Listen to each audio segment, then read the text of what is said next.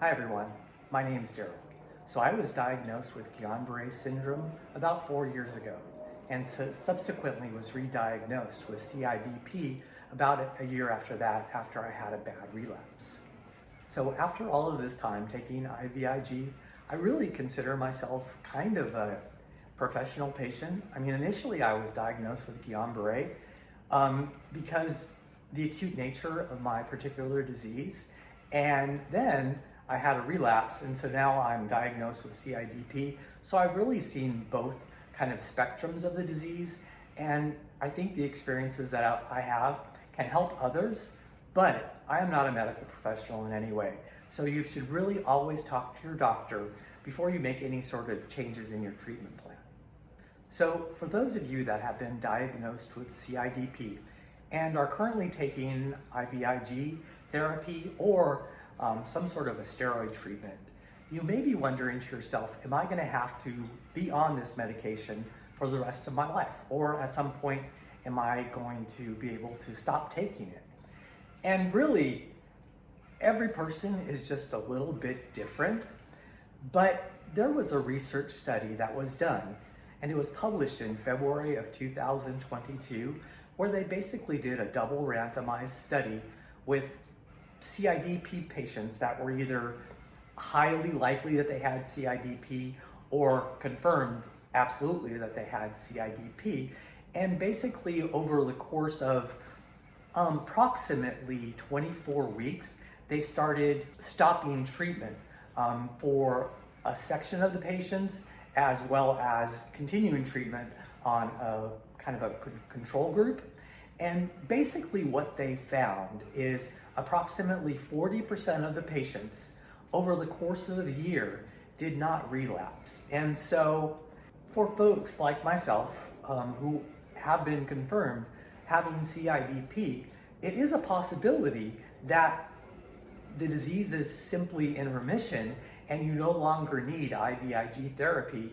The study also found that the relapses occurred relatively quickly. So for most of the patients that relapsed, which it was about 60% of the patients that relapsed, typically the relapse happened within 3 months or less of discontinuing the IVIG therapy. And so it's very likely that if you stop getting it administered, the IVIG therapy, that you would know relatively quickly whether or not you still need the medication. Now, what they did is for patients that relapsed, they started them off with a redoing of the loading dose, and then they continued the therapy in the intervals that they were previously on so that they could become stable again. And basically all of the patients who did relapse, once they got their loading dose and they got back on their therapy, they were able to get back to their stable level. Now, you might be wondering, how do you actually start titrating off IVIG? And there are a couple of common approaches to it. I watched a really nice video that really talked about everything related to CIDP, and so I'll link that right up above, and so you can check it out. And after watching this video, if you haven't seen this previous YouTube video about CIDP, I would really recommend that you watch it because it has a lot of great information. So the one approach to titrating off IVIG is basically the cold turkey approach, where you basically just stop taking it. Now, the nice thing about this particular approach is you get the results relatively quickly. So typically after 6 weeks, the IVIG that you're administered is no longer in your system. And so if you can go about 2 months or 8 weeks without therapy, and if you don't have a relapse, then you can probably be pretty sure that your CIDP is in remission and you no longer require therapy in order to continue to be stable. So that's the first approach, and that's kind of the more aggressive approach. The second approach is basically extending your treatment. And this is the approach that I actually took a year and a half ago, where typically I'm administered right now 70 grams of IVIG, and I'm administered that every 3 weeks. And so what me and my doctor decided to do was basically just extend that time period. And so I started off every 3 weeks, Then the next IVIG treatment, I went to 4 weeks, and then to 5 weeks, and then to 6 weeks.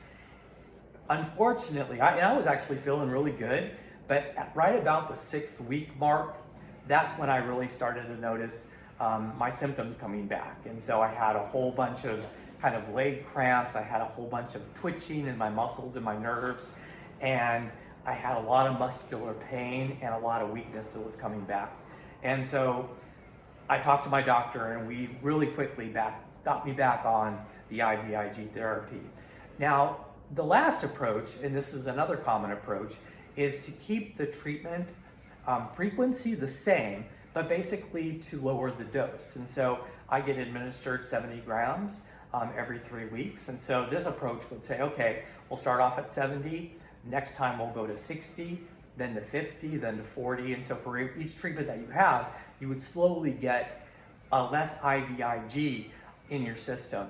And once again, if you don't notice any changes, and then after you've stopped actually getting IVIG and you're about 6 or 7 weeks and you don't have any symptoms, you can probably once again be rest assured that the CIDP is in remission. That's actually the approach that this particular study took.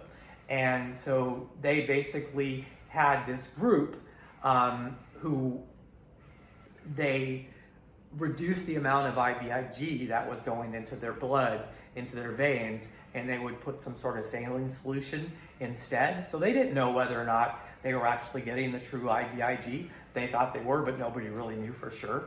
And so that's what this study did. And so that's one really good approach to doing this. So as I mentioned, I did try to get off IVIG about 1.5 years ago, and it wasn't successful. I didn't have any bad long-term benefit, or not benefits. I didn't have any bad long-term detriments. You know, basically I was just weak, and once I started getting my therapy, I would say in about 1.5 months or so, I was kind of back to the where I was before. It did take a little while, but you know, I was able to get better. So I do plan on doing this again because I've made some changes in my diet, and I also made some changes to the medications that I'm taking, as well as some of the supplements that I'm taking. And so I'm hoping with the combination of the diets and the supplements that perhaps the CIDP has gone into remission and I'm able to get off the therapy, because I really don't want to be on this for the rest of my life. I've made a lot of gains, I guess you could call them, in probably the last 4 or 5 months. I'm feeling really strong. In fact, I'm going to Yosemite this coming week, and I plan to do the Half Dome hike. So that's like a 17-mile hike. And then once you get to Half Dome, you have to go up chains to get up to the top of Half Dome.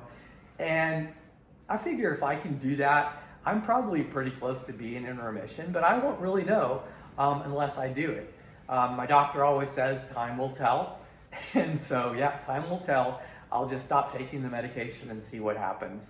I'll really carefully monitor any sort of symptoms that come up, because I work out a lot. I'm very familiar with how my body feels under the IVIG therapy. And if I stop taking it, and if I notice that weakness coming back, I'll be able to relatively quickly notice the differences, and then I can get back on the IVIG therapy. So I do try and create these videos. I really enjoy creating them because I've got a lot of experience now with this condition. I'm very familiar with Guillain-Barré, and also very familiar now with CIDP. And I just feel like, you know, whatever I can do to help others and to give them the benefit of my experience, especially newly diagnosed patients, you know, that's just something I like to do. And basically I try to do these videos every 3 weeks whenever I get my therapy. And yeah, I'll probably try and do, when I'm discontinuing my treatment and trying to titrate off, I'll probably have a little bit of a series of videos basically kind of talking about how I'm feeling and how successful or unsuccessful it is. And I might actually do a video about my experiences in Yosemite going up Half Dome. I think you know, that might give some folks inspiration that, yeah, I have this disease, but yeah, we all can get better. And this is something that you can actually do. So if you did learn anything from this video, please consider liking it and also consider subscribing to my channel. And I hope to see you in the next one again very soon. I've seen a lot of change, been through a lot of pain. Some things are not the same as they were a year ago, but all will be okay. I move on each and every day. The past is where it stays, way back a year.